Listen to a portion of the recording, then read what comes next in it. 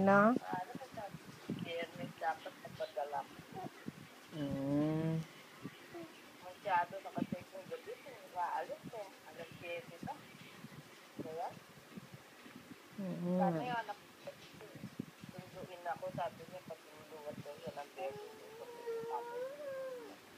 Birthday niya na ang birthday ulo. Ganun ba? Makalibre pa ako ng pera sa bahay.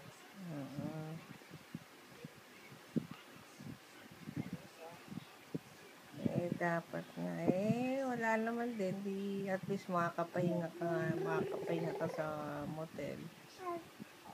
Makapanood ako na ano.